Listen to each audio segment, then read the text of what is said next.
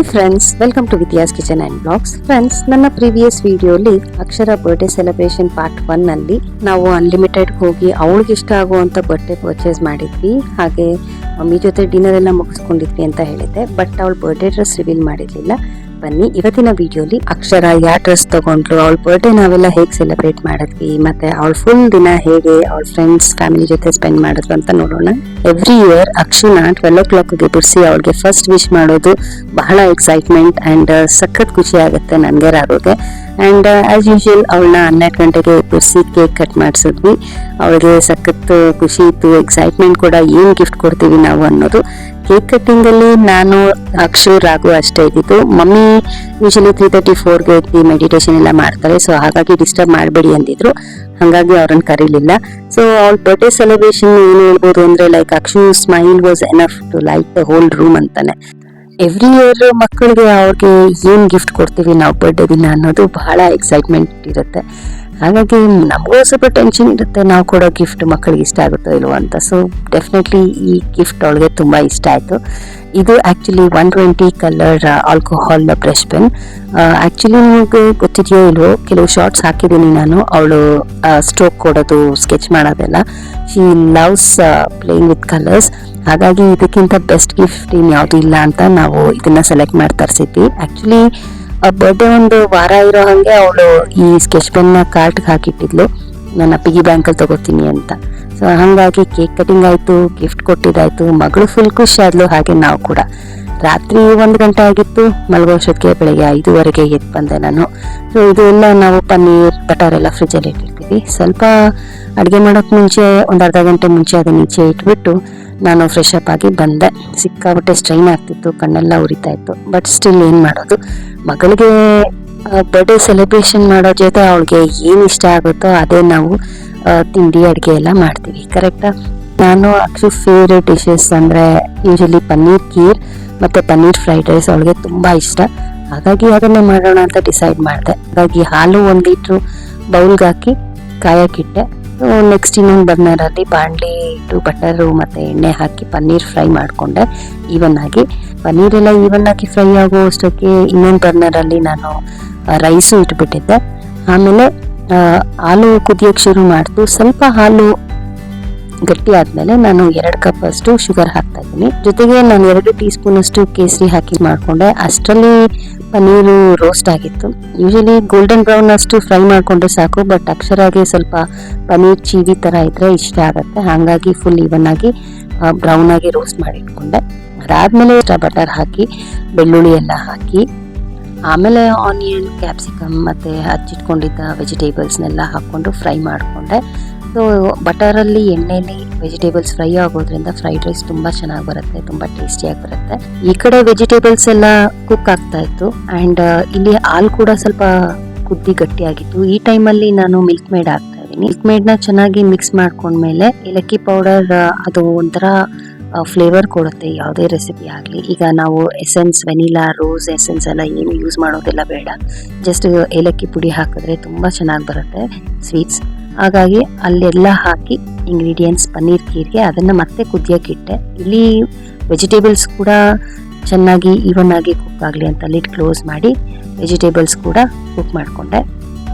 Vegetables cook ಆಗೋ ಅಷ್ಟೊತ್ತಿಗೆ ನಾನು ಪನ್ನೀರ್ನ ಈ ಥರ ಗ್ರೇಟ್ ಮಾಡ್ಕೊಂಡಿದ್ದೆ. ಇದನ್ನ ಸ್ವಲ್ಪ ಸ್ವಲ್ಪ ಹಾಲ್ಗೆ ಮಿಕ್ಸ್ ಮಾಡ್ತಾ ಇದ್ದೀನಿ. ಅವಾಗಲೇ ಸ್ವಲ್ಪ ಖೀರಲ್ಲಿ ಪನ್ನೀರು ಬಾಯಿಗೆ ಸಿಗ್ತಾ ಇದ್ರೆ ಚೆನ್ನಾಗಿ ಅನ್ಸುತ್ತೆ. ಮಕ್ಕಳಿಗೆ ಅವ್ರ ಬರ್ಡೇ ದಿನ ಗಿಫ್ಟಿಂಗ್ ಸಿಗುತ್ತೆ ಅಂತ ಎಷ್ಟು ಎಕ್ಸೈಟೆಡ್ ಆಗಿರ್ತಾರೋ, ಹಾಗೆ ಅಮ್ಮ ಕೂಡ ಅವ್ರ ಬರ್ಡೇ ದಿನ ಏನ್ ಮಾಡ್ತಾರೆ, ಏನ್ ರೆಸಿಪಿ ಮಾಡ್ಬೋದು, ಏನ್ ಸ್ವೀಟ್ ಮಾಡ್ಬೋದು ಅನ್ನೋ ಎಕ್ಸೈಟ್ಮೆಂಟ್ ಕೂಡ ಸಖತ್ ಇರುತ್ತೆ. ಹಾಗಾಗಿ ಅವತ್ತಿನ ದಿನ ಅವ್ರಿಗಂತೂ ಡಿಸಪಾಯಿಂಟ್ ಅಂತೂ ಮಾಡೋಕ್ಕಾಗಲ್ಲ, ಬಿಕಾಸ್ ಅವತ್ತು ಅವ್ರ ದಿನ ಅಲ್ವಾ. ಸೊ ಹಾಗಾಗಿ ತುಂಬಾ ಸಣ್ಣ ಸಣ್ಣ ವಿಷಯಗಳು ತುಂಬಾ ಮ್ಯಾಟರ್ಸ್ ಅ ಲಾಟ್ ಅಂತ ಹೇಳ್ಬೋದು. ಅವತ್ತಿನ ದಿನ ಅವ್ರು ಇಷ್ಟಪಡುವಂತ ಕೇಕ್ ಆಗ್ಲಿ ಅಥವಾ ಚಾಕ್ಲೇಟ್ಸ್ ಆಗ್ಲಿ ಅಥವಾ ಡ್ರೆಸ್ ಆಗ್ಲಿ ಮತ್ತೆ ಮನೇಲಿ ಮಾಡುವಂತ ತಿಂಡಿ, ಸ್ವೀಟ್ಸ್ ಎಲ್ಲ ಕೂಡ ಅವ್ರ ಫೇವ್ರೆಟ್ ಆಗಿದ್ರೆ ಮಾತ್ರ ಅವರ ದಿನ ಇನ್ನೂ ಸ್ಪೆಷಲ್ ಆಗಿ ಅನ್ಸುತ್ತೆ. ಅಂಡ್ ಮೋರ್ ಓವರ್, ನಾವು ಪೇರೆಂಟ್ಸ್ ಆಗಿರೋದ್ರಿಂದ ಪ್ರತಿಯೊಂದು ಸಣ್ಣ ವಿಷಯದಲ್ಲೂ ತುಂಬಾ ಕೇರ್ ಮಾಡ್ತೀವಿ. ಎಸ್ಪೆಷಲಿ ಅವ್ರ ಬರ್ಡೇ ದಿನ ಅವ್ರಿಗೆ ಯಾವುದೇ ವಿಷಯದಲ್ಲೂ ಬೇಜಾರಾಗಬಾರ್ದು ಅನ್ನೋದು ಬಹಳ ನಾವು ತುಂಬಾ ಕೇರ್ಫುಲ್ ಆಗಿರ್ತೀವಿ. ಅಂಡ್ ಎಸ್ ಅಫ್ಕೋರ್ಸ್ ಯಾವಾಗಲೂ ಹಾಗೆ ಇರ್ತೀವಿ, ಬಟ್ ಬರ್ಡೇ ಸ್ಪೆಷಲ್ ಅಲ್ವಾ, ಸೊ ಹಾಗಾಗಿ ಪ್ರತಿಯೊಂದು ಅವಳಿಗಿಷ್ಟದಂತೆ ಅವಳಿಗಿಷ್ಟ ಆಗುವಂಥದ್ದೇ ಮಾಡಿದ್ವಿ. ಆ್ಯಂಡ್ ತುಂಬ ಖುಷಿ ಆಯಿತು. ಕೊನೆಗೆ ಪನ್ನೀರ್ ಖೀರ್ ಕೂಡ ರೆಡಿ ಆಯಿತು. ಈ ಕಡೆ ಫ್ರೈಡ್ ರೈಸ್ ಕೂಡ ರೆಡಿ ಆಯಿತು. ಫ್ರೈಡ್ ರೈಸ್ ಸ್ವಲ್ಪ ಹುಳಿ ಜಾಸ್ತಿ ಇರುತ್ತೆ, ಅವಳಿಗೆ ಸೋಯಾ ಸಾಸ್ ಅಂದರೆ ತುಂಬ ಇಷ್ಟ. ಈಗ ಅನ್ನ ಕೂಡ ಮಿಕ್ಸ್ ಮಾಡಿಬಿಟ್ಟೆ ನಾನು. ಆ್ಯಂಡ್ ಹೇಳಿದ್ನಲ್ಲ, ತುಂಬ ಟೈಮ್ ಇರಲಿಲ್ಲ ಬೆಳಗ್ಗೆ, ಹಂಗಾಗಿ ಅವಳು ತಿನ್ನಲೂ ಇಲ್ಲ ತಿಂಡಿ. ಬಟ್ ನಾನು ಬಿಡ್ತೀನ, ಅಷ್ಟು ಕಷ್ಟಪಟ್ಟು ಮಾಡಿದ್ದೀನಿ, ಪನ್ನೀರ್ ಖೀರ್ ಅಟ್ಲೀಸ್ಟ್ ಟೇಸ್ಟ್ ಮಾಡಬೇಕಲ್ವ ಅವಳು, ಹಂಗಾಗಿ ಕೊಟ್ಟೆ. ನೋಡಿ ಅವಳಿಗೆ ಎಷ್ಟು ಇಷ್ಟ ಆಯಿತು. And she loved it every time. ಅದೊಂದು ಸ್ವೀಟ್ನ ತುಂಬ ಚೆನ್ನಾಗಿ ಕೇಳ್ತಾಳೆ. ಹೆಂಗಾಗಿದೆ ಅಂತ ಹೇಳಿದ್ರೆ ಸಖತ್ತಾಗಿದೆ ಅಂತ ಅಂದ್ಲು.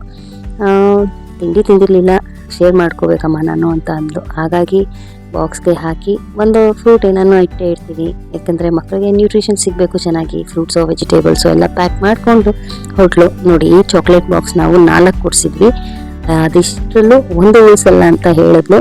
ತಮಾಷೆ ಅಂದ್ಕೊಂಡೆ ನಾನು, ಬಟ್ ಅವಳು ಸಂಜೆ ಬಂದಾಗ ಒಂದು ಚಾಕ್ಲೇಟ್ ಇರಲಿಲ್ಲ. ಯೂಶಲಿ ಕೋಟ ಆಂಜನೇಯ ದೇವಸ್ಥಾನಕ್ಕೆ ಹೋಗೋಕ್ಕಾಗಲಿಲ್ಲ, ಸೊ ನಮ್ಮನೆ ರೋಡಲ್ಲಿರುವಂಥ ಆಂಜನೇಯ ಸ್ವಾಮಿ ದೇವಸ್ಥಾನಕ್ಕೆ ಹೋದ್ವಿ. ಬರ್ಡೇ ಸೆಲೆಬ್ರೇಷನ್ ಜೊತೆ ದೇವ್ರದ್ದು ಆಶೀರ್ವಾದ ಬೇಕೇ ಬೇಕು. ಆ್ಯಂಡ್ ಗ್ರ್ಯಾಟಿಟ್ಯೂಡ್ ಡೆಫಿನೆಟ್ಲಿ ನಾವು ಸಲ್ಲಿಸಲೇಬೇಕು.